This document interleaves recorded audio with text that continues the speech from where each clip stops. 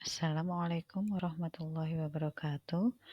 Eh, Bu Indah akan menerangkan tentang konflik sosial, kekerasan sosial, dan upaya penyelesaiannya.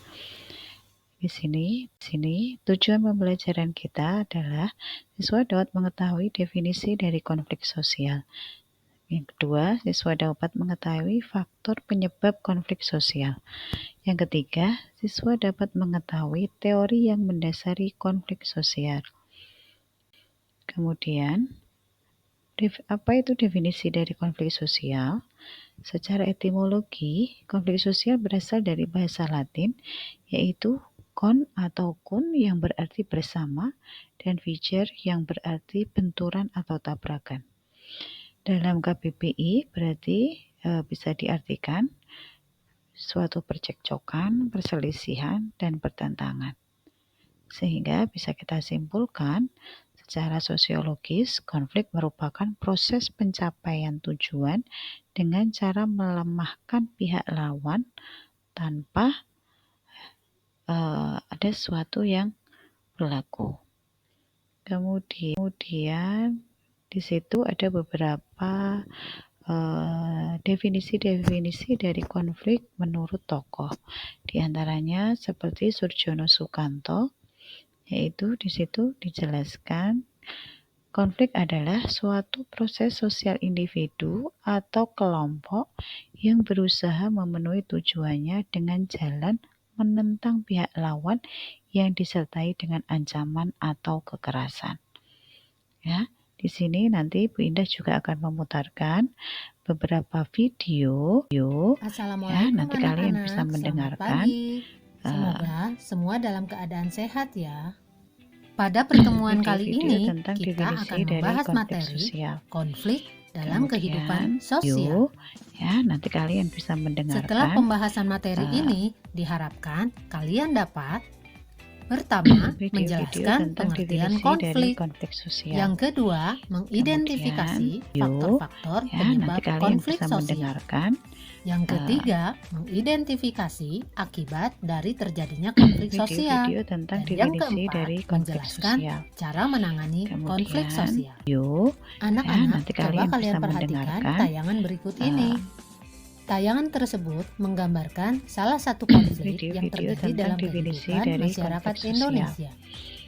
Apa itu konflik dan faktor-faktor apa saja yang menyebabkan terjadinya konflik? Mari ikuti dalam pembahasan materi kali ini. Video tentang definisi pengertian dari konflik sosial. Menurut Kamus Besar Bahasa Indonesia, konflik diartikan sebagai percekcokan, perselisihan, atau pertentangan. Menurut Surjono Sukanto, konflik adalah suatu proses sosial individu atau kelompok yang berusaha memenuhi tujuannya dengan jalan menentang pihak lawan yang disertai dengan ancaman dan atau kekerasan. Video tentang definisi dari konflik faktor-faktor penyebab konflik sosial. Pertama, perbedaan individu. Masing-masing individu memiliki perasaan dan pendirian yang berbeda-beda. Perbedaan pendirian dan perasaan dapat melahirkan bentrokan di antara mereka. Sebagai contoh, kamu ingin suasana belajar tenang, tetapi temanmu ingin belajar sambil bernyanyi. Karena perbedaan perasaan itulah dapat menimbulkan terjadinya konflik. Yang kedua, perbedaan latar belakang kebudayaan. Orang dibesarkan dalam lingkungan kebudayaan yang berbeda-beda. Berbagai kelompok kebudayaan memiliki nilai dan norma sosial yang berbeda-beda. Apa yang dianggap baik oleh satu masyarakat belum tentu baik oleh masyarakat lainnya. Perbedaan inilah yang dapat mendatangkan konflik sosial. Yang ketiga, perbedaan kepentingan. Bentrokan kepentingan dapat terjadi di bidang ekonomi, politik, sosial, budaya, dan sebagainya. Perbedaan kepentingan itu dapat menimbulkan konflik di antara mereka. Yang keempat, perubahan nilai yang cepat. Perubahan yang terlalu cepat yang terjadi pada suatu Video-video masyarakat tentang dapat definisi dari mengganggu konteks keseimbangan sosial. sistem nilai dan norma yang Kemudian, berlaku. Akibatnya, nanti kalian konflik bisa dapat mendengarkan terjadi karena adanya ketidaksesuaian antara harapan individu dengan masyarakat. video-video tentang Sebagai contoh, definisi dari peraturan konteks merokok di sosial. tempat umum. Kemudian, Pemerintah tidak langsung nanti memberlakukannya di kalian seluruh bisa masyarakat mendengarkan Indonesia, tetapi di beberapa tempat yang terbatas terlebih dahulu. video-video Lalu, tentang definisi perlahan-lahan dari terus konteks meluas sosial. dalam rangka memberi kesempatan Kemudian, kepada masyarakat untuk nanti kalian memahami bisa peraturan mendengarkan tersebut. Hal ini dilakukan untuk menghindari terjadinya konflik. video-video tentang definisi Mari dari anak-anak, konteks kita sosial. lanjutkan membahas Kemudian, akibat-akibat dari adanya konflik nanti kalian sosial. bisa mendengarkan Yang pertama, meningkatnya solidaritas sesama anggota kelompok. Contohnya, video-video pada tentang pertempuran definisi dari Surabaya, konteks para sosial. pejuang tidak menghiraukan Kemudian, perbedaan suku, agama, nanti kalian organisasi bisa politik, dan mendengarkan sebagainya. Mereka bahu-membahu melawan Inggris. Yang kedua, video-video letaknya tentang hubungan definisi antar dari individu konteks atau sosial. kelompok. Kemudian, Kalian mungkin pernah konflik dengan temanmu nanti yang kalian bisa menyebabkan mendengarkan dalam beberapa waktu tidak terjalin hubungan yang baik. Namun, karena kemudian saling video-video menyadari tentang kesalahan, definisi dari kalian konteks berdua sosial. akhirnya saling memaafkan. Kemudian, Yang ketiga, nanti kalian terjadinya bisa perubahan mendengarkan kepribadian para individu. Perubahan kepribadian dapat terjadi pada kedua belah video-video pihak tentang yang definisi mengalami dari konflik. konteks sosial. Kedua belah pihak dapat saling Kemudian, menyesuaikan atau justru nanti masing-masing kalian bisa mempertahankan mendengarkan kebenaran yang diyakini. Yang keempat, rusaknya harta benda dan video-video bahkan tentang hilangnya nyawa definisi manusia. dari konteks sosial. Konflik yang berujung pada Kemudian, kekerasan fisik dapat menyebabkan nanti kalian kerusakan bisa dan hilangnya mendengarkan nyawa manusia. Sebagai contoh, konflik yang diakhiri dengan peperangan. video-video tentang Yang kelima, definisi dari terjadinya konteks sosial. akomodasi, dominasi, Kemudian, bahkan penaklukan salah nanti satu kalian pihak bisa yang terlibat mendengarkan, dalam pertikaian. Nah, anak-anak, sekarang bagaimana caranya menangani video-video konflik? tentang definisi dari Cara konteks menangani sosial. konflik, pertama, Kemudian, menghindar. Ya, Kadang nanti orang kalian merasa bisa tidak ada mendengarkan, manfaatnya melanjutkan konflik dengan orang atau kelompok lain. Orang ini berusaha menjauhi video-video tentang masalah definisi yang dari menimbulkan konteks konflik sosial. maupun orang yang bertentangan Kemudian, dengannya. Yang Ya, kedua, nanti kalian bisa memaksakan kehendak. mendengarkan, Ada individu atau kelompok yang memandang bahwa pendapatnya atau video-video idenya tentang itu adalah yang definisi paling dari benar. konteks sosial. Oleh karena itu, Kemudian, dengan segala cara, konflik harus nanti berakhir kalian dengan bisa kemenangan di mendengarkan, pihaknya. Karena itu, dia atau mereka berusaha menguasai lawan-lawannya video-video dengan tentang memaksa definisi lawan dari menerima konteks penyelesaian yang diinginkannya. Kemudian, Yang ketiga, menyesuaikan nanti kepada kalian bisa keinginan orang mendengarkan, lain. Ada orang yang merasa bahwa konflik harus dihindari demi menjaga hubungan video-video baik. tentang definisi dari Ia konteks mengorbankan sosial. tujuan pribadi untuk Kemudian, mempertahankan hubungan dengan orang Ya, lain. nanti kalian bisa mendengarkan, Selanjutnya, yang keempat, tawar-menawar. Dalam proses tawar-menawar, video-video individu tentang akan mengorbankan definisi dari sebagian konteks tujuannya sosial. dan meminta lawan Kemudian, konflik mengorbankan sebagian nanti tujuannya kalian juga. bisa mendengarkan, Dan yang terakhir, yaitu kolaborasi. Kolaborasi memandang konflik video-video sebagai tentang masalah yang definisi harus dari diselesaikan. konteks sosial. Atas dasar itu, Kemudian, dicarilah cara ya, untuk nanti mencari kalian bisa pemecahan yang mendengarkan, memuaskan kedua belah pihak. Nah, anak-anak, demikianlah video-video pembahasan tentang mengenai definisi konflik dari sosial. konteks sosial. Semoga dengan pembahasan Kemudian, ini dapat menambah ya, wawasan nanti serta kalian bisa menjunjung tinggi mendengarkan, persatuan sehingga konflik sosial dapat terhindarkan. Sampai di sini dulu video-video pertemuan kita tentang kali definisi ini. dari Kita bertemu konteks lagi sosial. pada pembahasan materi-materi Kemudian, selanjutnya. ya, Wassalamualaikum nanti kalian bisa warahmatullahi mendengarkan, wabarakatuh. Apa sih faktor penyebab dari konflik sosial? Di antaranya ada 5. Perbedaan antar individu, bisa dilatar belakangi karena faktor perbedaan kepentingan, bisa dilatar belakangi karena perbedaan kebudayaan, perbedaan ras, maupun perbedaan agama. Nanti kita juga akan berbicara mengenai teori konflik sosial. Halo, yang bisa kalian selamat pagi dengarkan teman-teman. Berjumpa lagi bareng melalui Bu Sisi. video yang Kali ini Bunda kita akan sudah kembali lagi belajar tampilkan. mengenai mengenai konflik sosial.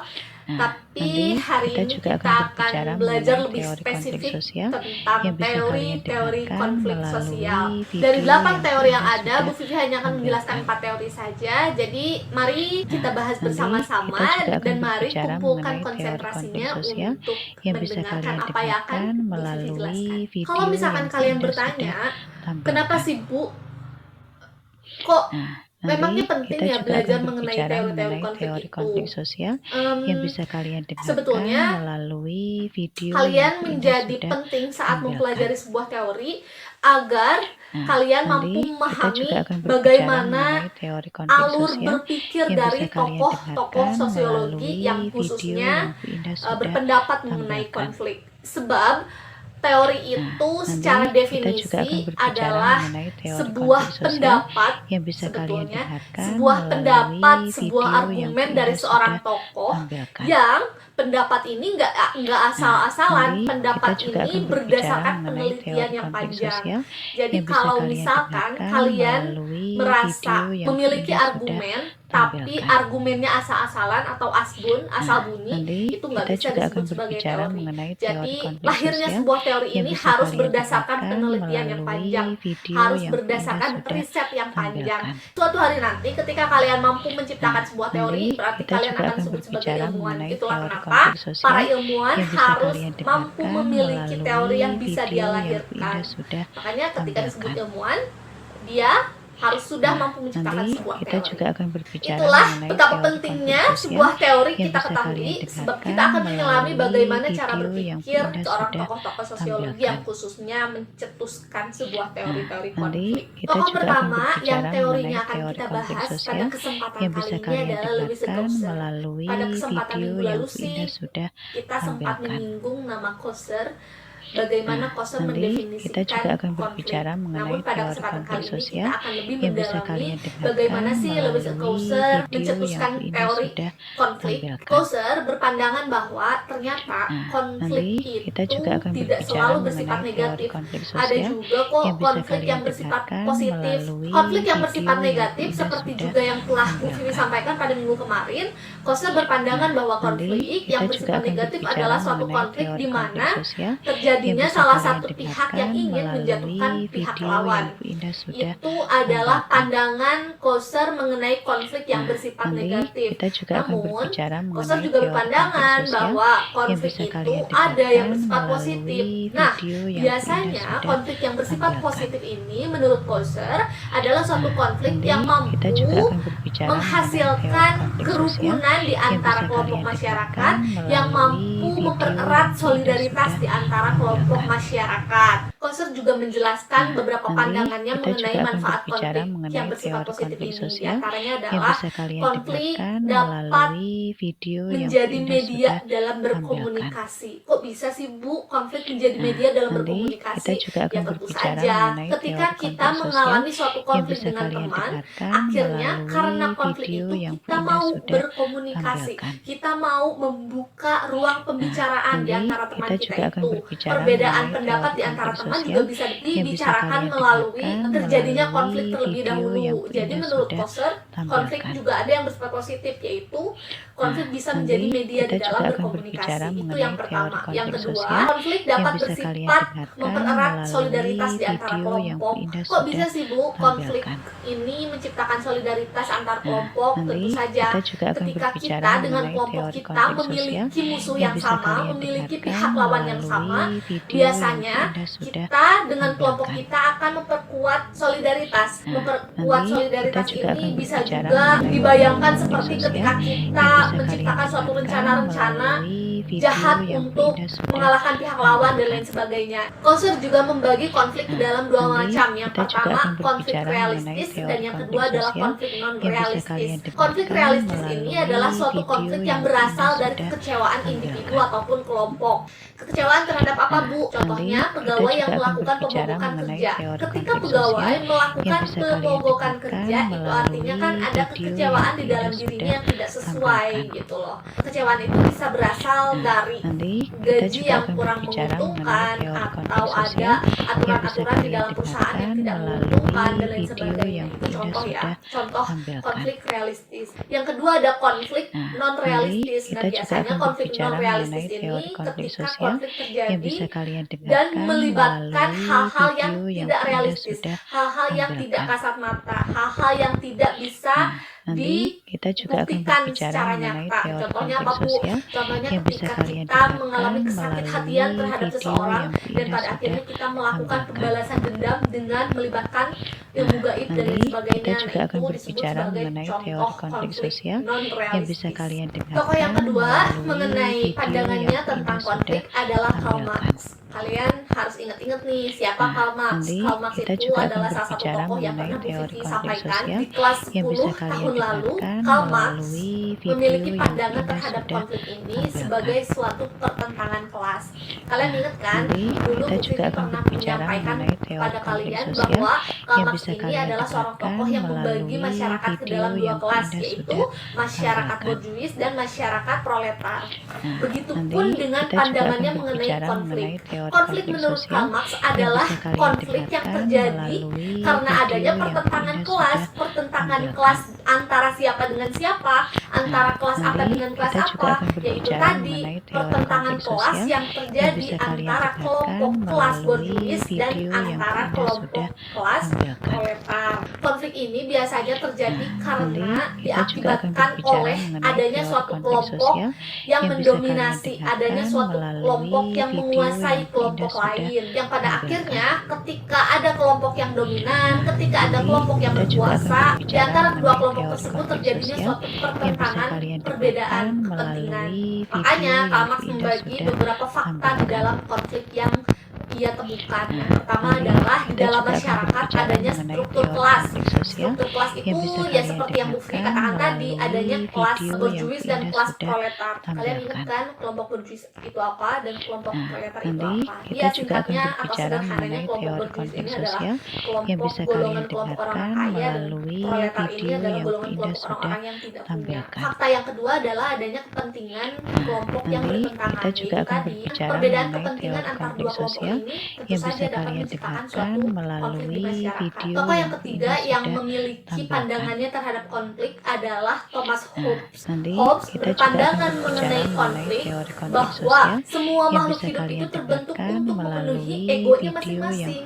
Jadi Hobbes ini memiliki pandangan bahwa manusia dan segala makhluk hidup yang ada di bumi ini memiliki suatu kepentingan untuk memenuhi egonya. Secara sederhana Hobbes ini berpandangan bahwa manusia itu sangat egois gitu loh. Jadi ketika manusia sangat egois, ya berarti manusia mementingkan dirinya sendiri dong. Yang pada akhirnya manusia egois tersebut selalu bertentangan dengan manusia yang lainnya. Makanya Hobbes pun mengatakan bahwa manusia adalah serigala untuk manusia yang lainnya. Gitu loh. Jadi betapa Hobbes ini sangat memandang makhluk hidup, khususnya manusia, ini sangat begitu egois gitu. Yang pada akhirnya manusia itu diibaratkan sebagai seekor serigala untuk manusia yang lainnya. Makanya istilah manusia adalah serigala bagi manusia yang lain itu menurut Hobbes adalah homo homini lupus. Manusia